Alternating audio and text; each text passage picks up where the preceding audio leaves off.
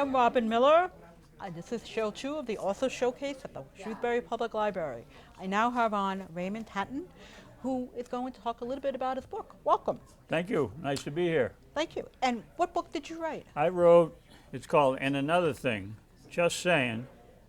And what it is I have been working on a couple of manuscripts, and over the last few years I've had some essays in part of writing groups I've been involved with, or just some thoughts that I had, and realized I had a pretty good trove of essays, and I figured, this is a good chance to maybe assemble these and take a shot at self-publishing, see how difficult it might be. So I picked out 35 of my favorites, other people's favorites.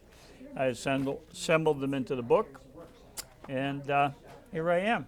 So do you want to read us a passage? I do. By all means. I do. So just to give you a little background on this, my wife and daughter and I went to Solomon Pond one afternoon to go to the movies. We were there early, got our tickets, and we sat in the mall killing time while I sat in the mall. My wife and daughter walked around, so I just I was drinking in the whole mall experience, and this idea started pestering me, so when I got home I put this together, and this is called 33.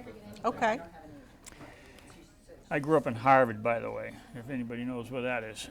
Okay. We lived in a tiny country town with a school class of 33. They divided us into the A group and the B group, as if the A's were somehow ordained for college and greatness, while the B's headed off to the military, marriage, or whatever else they had in mind. Although we were only few, we were like planets, and we hardly knew each other.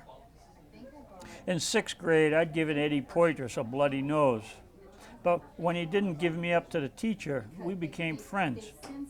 Every April, I slept over at his house for the first day of fishing season, up early before the sun, heading for the brook with a can of worms and smuggled Winston and Lucky Strike cigarettes. Evenings, most families assembled in living rooms to watch television until bedtime. Bonanza, Walt Disney, Ed Sullivan, just 3 channels. On Sunday afternoons, I sometimes sat with my father as we watched fuzzy black and gray images of Y.A. Tittle and the New York Giants, the only football game on. There was no mall. We shopped in Maynard for Wrangler jeans at the outdoor store, and in the fall, school clothes at Arthur's factory in Hudson. We sent away for stuff from the 5-inch thick Sears Roebuck catalog. When Bear Hill Pond froze, we played hockey, and in the spring, baseball on damp grass when the snow finally melted. At 16, it was time for driver's licenses. The cars were freedom, our doorway to adult and sin. And we drove to the drive-in to make out. We felt grown up and found ways to get beer. Life had been hard for our parents, and they wanted it better for us. None were divorced. The world was waiting, but for some of us, things got confused, like we'd stepped off a cliff or climbed on the wrong bus. There was the draft and a jungle fight brought by Walter Cronkite each night, and drugs. It's a lifetime later, and we're a lot different. My friend Eddie's dead, and so is our first baseman, Steve Barber. We sometimes drip into each other's lives again on Facebook. There were 33. Most I thought I'd forgotten, until I surprised myself today when I could recall every name. And is this a memoir? Well, yes.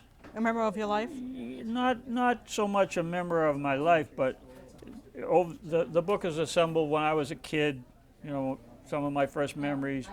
And then as I grew, that was an example of that, looking back on my adolescence. Oh, okay. And then as it goes on, you get into more of my adult life and, adopting a child and then getting my first senior discount.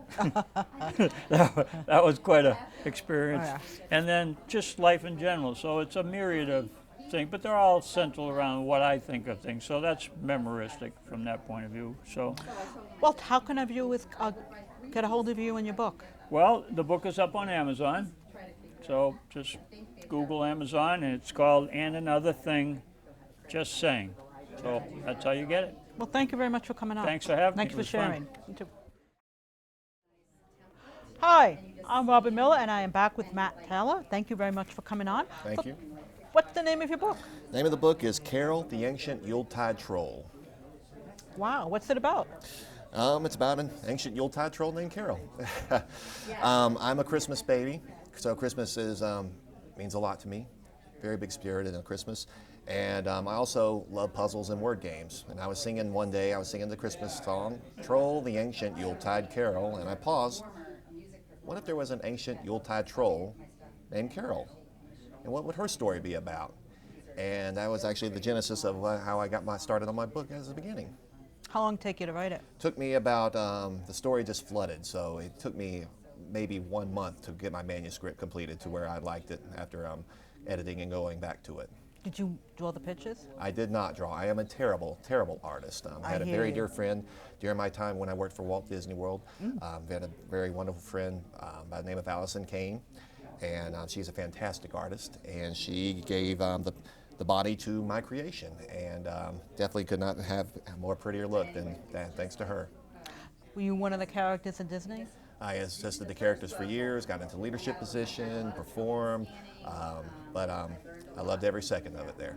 It really helps the imagination, really helps with the creativity, and you just don't work for Disney for 10 years and not have something come out of your mind, and Carol was one of the things that came out of my mind thanks to Disney.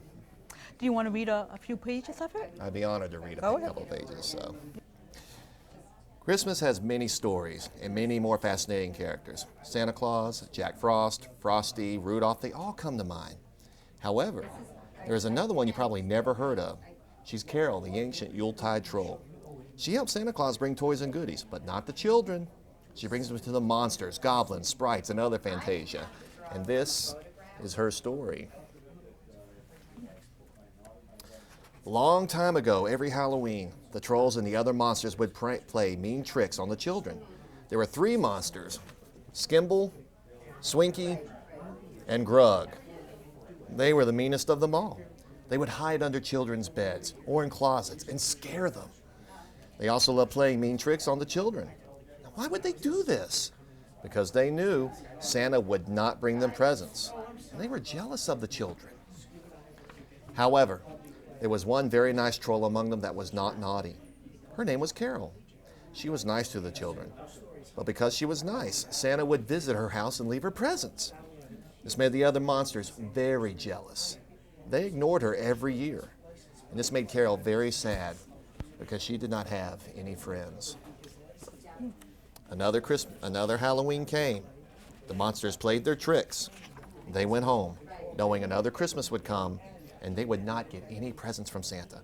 Carol, not wanting the monsters to ignore her anymore, mailed herself to the North Pole in a big box.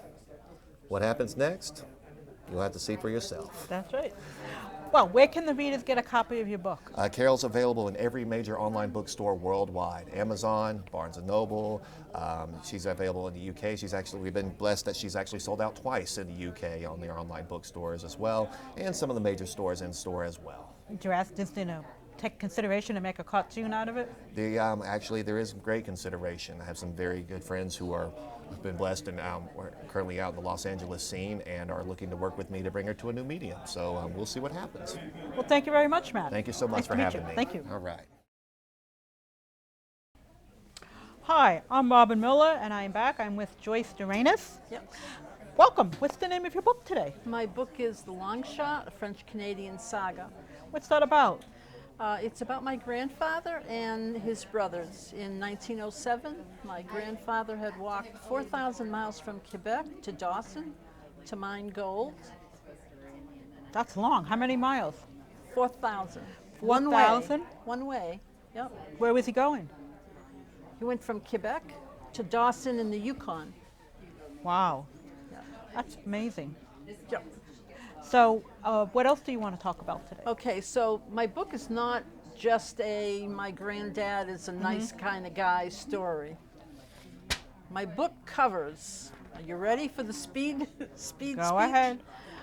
Immigrants in the colony cars, shoot to kill orders on the silk trains, fear of white faces in the Rockies, the angels of Quint West, voodoos at the milk, cabbage leaves and strychnine.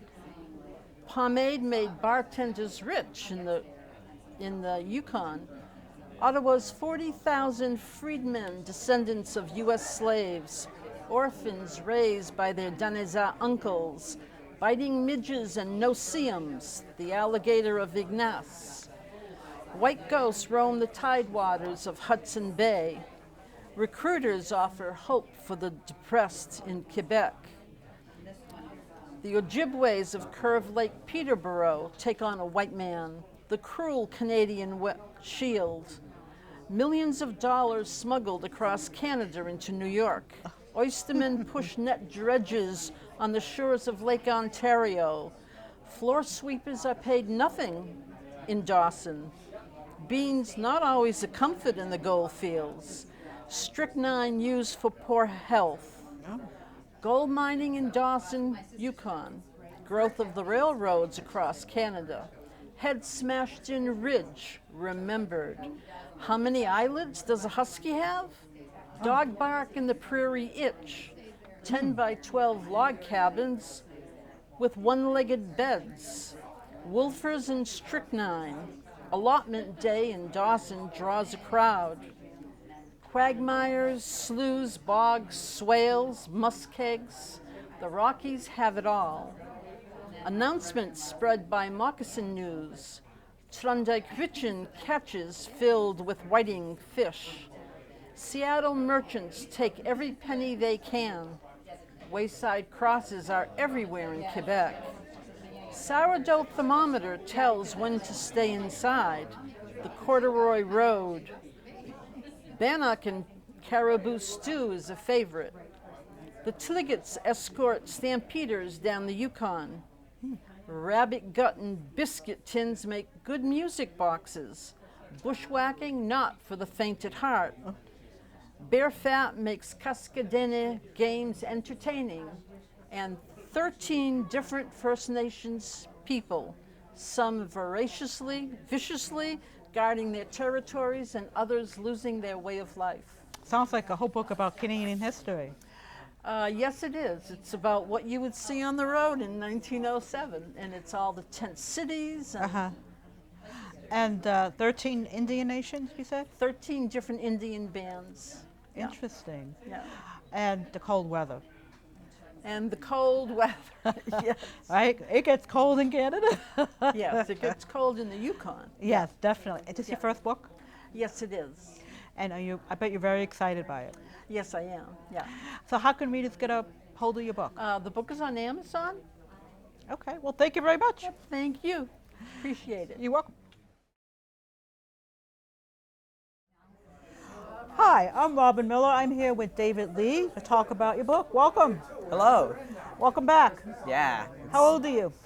Well, I am about to be 16 in a couple months. I'm actually almost going to be a junior at Shrewsbury High. So, yeah, definitely right into the teenage years. And looking at colleges next year, right? Oh, certainly, yeah. Uh-huh, you got a lot going on. Yeah. Okay, so tell about your book. So this is the last book of my series, The Adventures of Danny Hoopenmiller.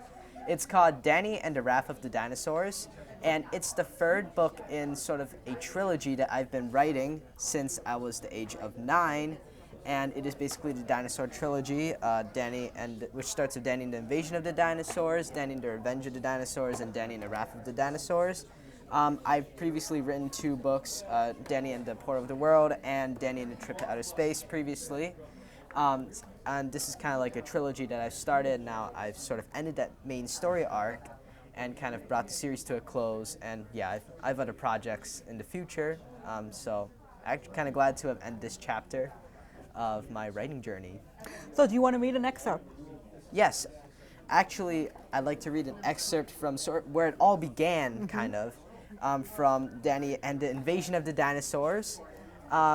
Because I kind of feel like in context, it's sort of maybe it's a little more interesting to kind of start from where everything begins. So this is a short one. It's from chapter 4. This is a scene where they are trying to figure out why the dinosaurs are coming back. Later, Danny and Johnny caught a plane to New York. They learned a submarine had searched the harbor and found the remains of the dinosaur that Danny recently killed. After Danny and his brother each had 2 slices of pepperoni pizza, a cab transported them to the Archaeology Institute of Discovering Dinosaurs, Specializing Specimens and Dissecting Corpses, or the AIODDSSADC.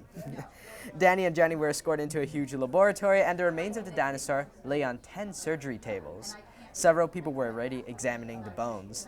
Danny pulled the overhead microscope and projector, turned it on, and then he put on gloves, a mask, and a lab coat. He pulled off a bone and placed it carefully under the microscope, and surprisingly, a metal detector nearby went off.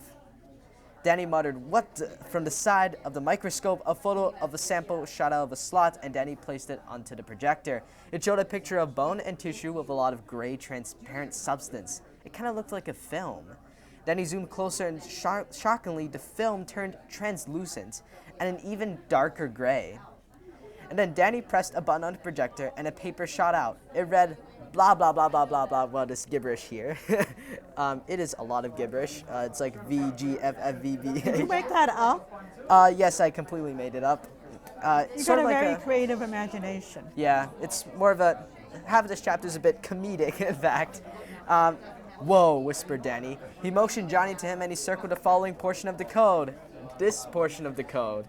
It is, again, a lot of letters that I kind of just like made up, again, for like, you know, just to make the reader laugh a little bit.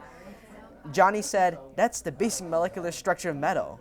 "Any metal in particular?" asked Johnny. Danny answered, "Hyperelect-effector 478. It is made up. More funny stuff. And then Danny said, "Here's the surprising thing. This BN4435453453452F485F represents the scales, and the B states that the scales are highly consistent of metal. And this VGFF, oh yeah, some more. Did you make this up too? Yep, more made up stuff. And all this stuff represents that the brain, organs, heart, blood, and bones all have a high amount of organic metal. And the code also says several of the components consist of a high amount of minerals in the metal, making a thin deflector shield." Danny changed the current projector display to a microscopic photo of a velociraptor. This was one of the photos of a completely organic dinosaur fossil, he said. "I've made this." Gene Lucas Cowsmore interrupted. "Hold on. What do you mean organic metal?" Danny said, "Good question. I mean the minerals from the meteorite that killed the dinosaurs off 65 million years ago." And so, yeah, that's kind of where it all began, sort of. My son read this book. Yes. And he said, and my husband read it to him, and now he can read it himself. They both say you have a very creative imagination, and they appreciate the different scenery and all that. And you identify well with Danny. Yes, Is definitely. that you in the future? I feel like actually, yes, sort of. Definitely, I'm not sure if I'm going to deal with a resurrected dinosaur invasion anytime soon. But yeah, I feel like I totally want to do writing, maybe some invention, definitely some science on the side. And actually, again, I'm really glad to be here. Been at this library for a lot of my life. So how can people contact you and get your book? So I'm on Instagram, at Author David Lee, that's all one word. I have a Facebook, Twitter. My blog is booksarefun.infomages.com. Books Are Fun is spelled BOOKSRFUN. Infomages spelled INFOMAGES. I have books in 2 physical storefronts at the moment. One is the Blackstone Valley Barnes & Noble in Mulberry, and the second is an independent bookstore called Enchanted Passage. It's in Sutton, Massachusetts. And of course, my books are available in a litany of public libraries all around Massachusetts. This Shrewsbury Public Library, it's in Millbury, it's in Worcester, it's in, I believe, Westboro, Hudson, Northborough. So any one of those options is perfectly fine. And yeah. Okay, well, thank you very much for coming on. Thank you very much. Okay. I am back with Laura Lee. Welcome back. Thank you. So how old are you now? I am 13. What grade you in? I'm going to be a freshman. Oh, really? Yeah. So, tell us about your books. So I'm almost done with a trilogy. So my first book, Two Worlds, name my series is Two Worlds. It's about this 15-year-old human girl named Lily Claire who is kidnapped from her world and brought to the elfin world where she starts a war by accident because like the dwarves don't like her. There are dwarves and elves living on this world, and there ends up being a war where both species want custody of her, and she ends up going back to her home planet, bringing the war with her, and all she wants to do is save her world. And that's my first book. And my second book, The Risen, is the second part of the trilogy. It's not talking as much about Lily anymore. She's more of a minor character, you could say, because this is moving on to the sorceresses, who were playing a small part in my first book, and is talking about another war, another conflict between the fire sorceresses and the ice sorceresses, because they are separated by elements. And the main character is Minerva and Ceres. Minerva starts out as an ice sorceress, and Ceres is a fire sorceress. And my third book, which I'm going to be publishing very soon, probably by, I hope, like the end of this month, is a continuation with the sorceresses, where now Ceres is the fire queen and Minerva is her lieutenant, so like basically her assistant. And I have the summary here. Check. Sure. Are the protagonists girls?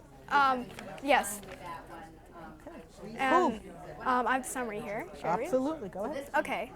With no knowledge of the trials, Minerva is completely unprepared when she is sent to Arena 1. Out of 50 trial arenas, the first is the oldest and the most dangerous. In this game, power is key. A sorceress must save the people trapped in the arenas before the monsters get to them. However, no one has ever come back from the trials.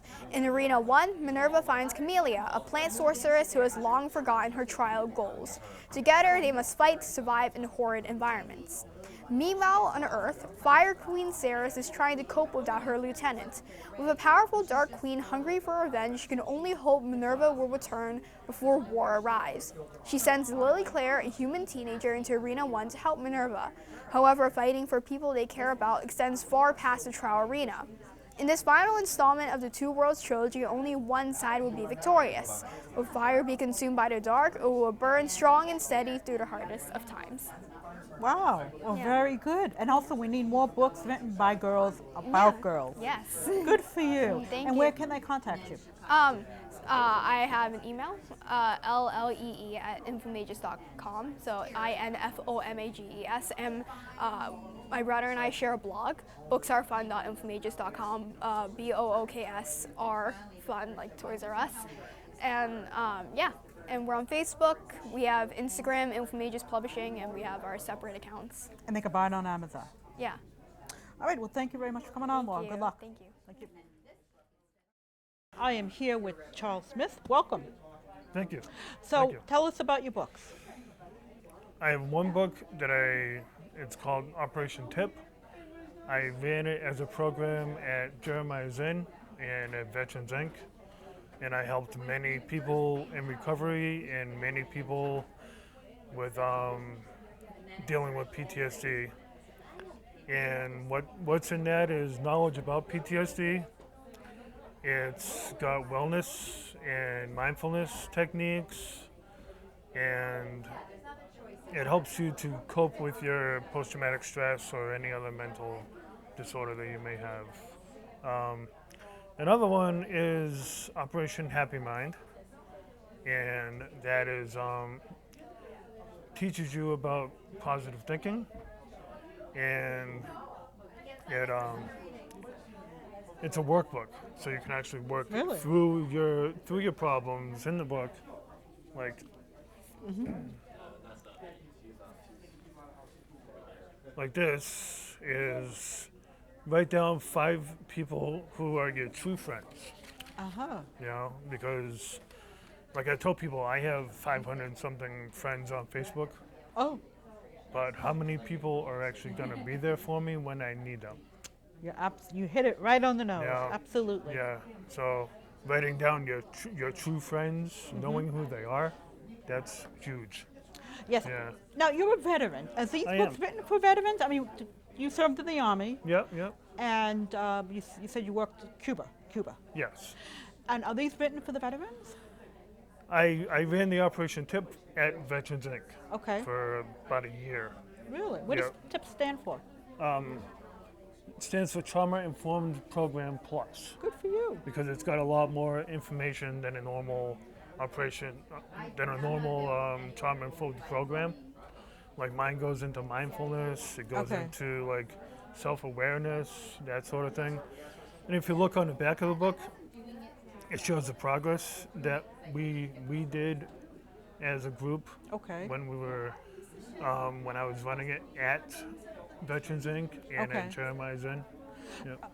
So and- it's proven success. But you do this based on your experience in the military, or your background? My background is, for those books, it's more self-experience, life experience. Oh, peer on peer. Yes, Okay. yes. I have had PTSD since I was about 5 years old. Okay. I was an orphan when I was 11 years old. I lost my mother when I was 5. I'm sorry to hear that. Thank you. Thanks. So you And- have a lot to give. I have a lot of life experience that I'm giving back in my books. Yes, Okay. And it's been helpful. very. Do you have anything coming up after this? I'm currently working on an autobiography about my life, Okay. and I'm working on a book to help people in addiction recovery Oh. with okay. learn coping skills. Like I was a case manager at Spectrum Detox in I know. Westboro. I know them well. Yep. And one of the questions that I had to ask them a lot of the times was, do you have any coping skills? A lot of the answers were unfortunately not. Right. So I ran all that information as programs for them too. But one book that I definitely want to put out soon, probably within the next year, is going to be about coping skills for people in addiction recovery. Oh, okay. Wow, well, you definitely have a lot to offer in your books based on personal experience. Yep. And how can people contact you? They can contact me on Facebook.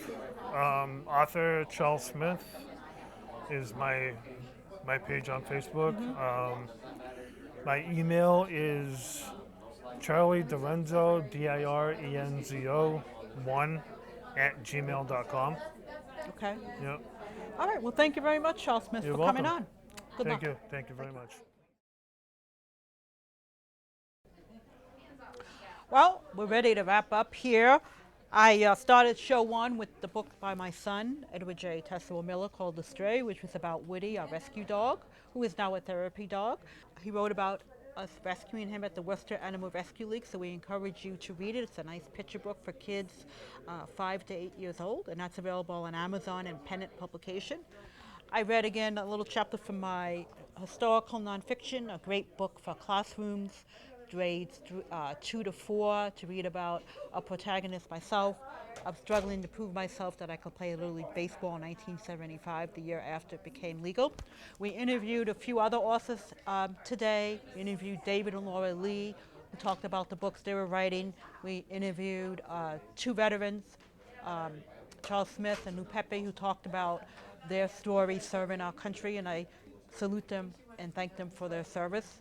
We also had other people talking about books that were of interest to them. A lady wrote a book about Canada in 1907. Another woman wrote about some picture books based on bullies. And we also had somebody else talk about nutrition from a holistic point of view. So we had all sorts of different kind of authors today. The show will air sometime this summer. And again, the author's photo, front cover, their information that you can contact them will be available on the screen. You're also welcome to contact me. I'm at Miller Chat on my Facebook page. This Facebook page for my son's book, because he's underage, it's under Woody Watts, Woody Animal Therapy Services. And I also have my own Facebook page, Girls Breaking Barriers, a Girl's Dream to Play Baseball. Thank you very much and have a great summer.